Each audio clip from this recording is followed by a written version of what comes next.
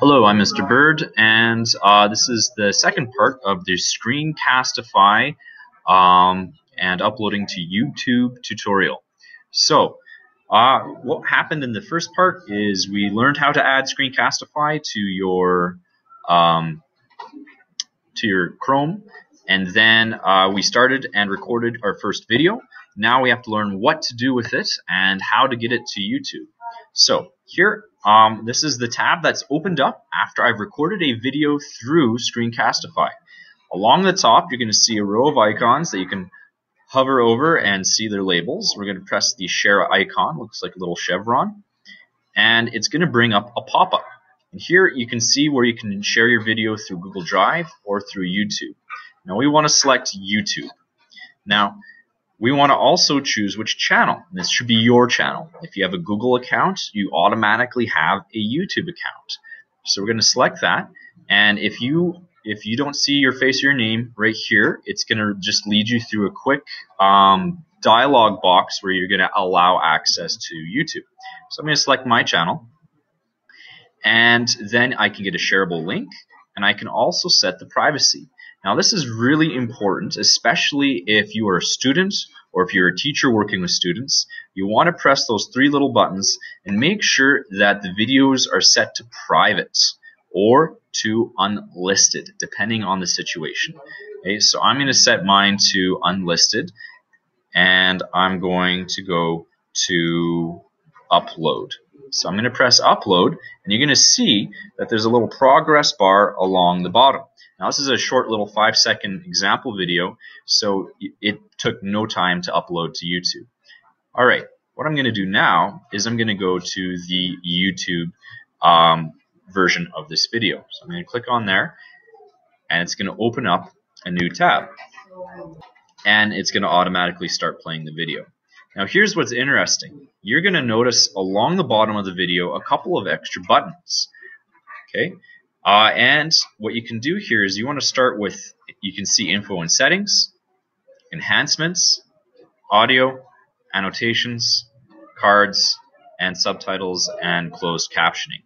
You can also see a button here for video manager. What I'd like you to do is I'd like you to go to the info and settings.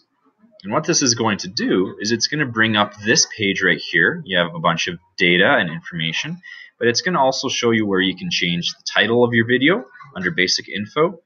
And you can add, there's other options under advanced settings that you might want to use as well. The best one here is you can turn off comments. Now this is especially important if this is a student video. You want comments off so you don't have anybody inadvertently going into a video and saying something inappropriate on the comments. Okay, so you go back to basic info, and you can type in the title here, example video. Okay, make sure you save the changes. There's a little button right there, and then along the top I want you to now go to enhancements. When you go to the enhancements tab, you will see again, your video will automatically start playing. But there's a couple of cool different things that you can do. The biggest thing is that if you need to trim your video, you can press the trim button. Okay, and what it's going to do is it's going to show you your video on the top, and then your video as an animation strip or film strip along the bottom. And you have the option of cutting out the parts of your video that you don't want. So for example, maybe I made a mistake, or there's a long period of silence and I want to cut out that part. And let's say it's at second number 3. So I'm going to press, I can move this slider along here and also move it along by pressing inside the film strip, and I'm going to press split. And that's actually going to turn my film into 2 separate strips. I can press X to delete certain parts. I can also adjust by pressing these tabs and pressing the slider, how long the part that I'm cutting out is going to be. Once I'm done, I can press delete and I can get rid of that portion of the video. Okay, so that is the split and trim, and that's actually really important for any kind of editing, especially live video. Now you can also see, you can put on different filters. You can turn your video into a black and white video or an old-fashioned sepia tone, or different different types of filters. Okay.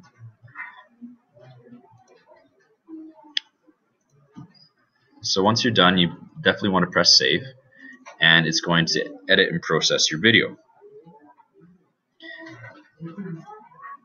Now the other thing that you want to do is you want to be able to add titles and maybe notes or annotations. So you want to press on the Notes and Annotations tab,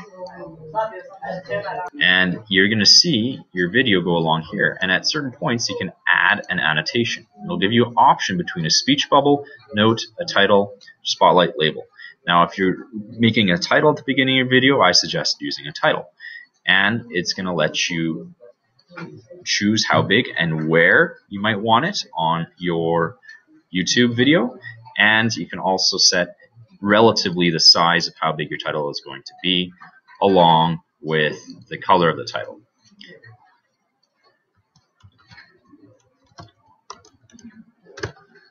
Okay, and I can change it to black, and there you go, it shows up. Alright, and those are your kind of basic uses of YouTube. So we learned how to get your video from Screencastify onto YouTube. We learned how to trim it. We learned how to apply different annotations and speech bubbles. Thanks for watching.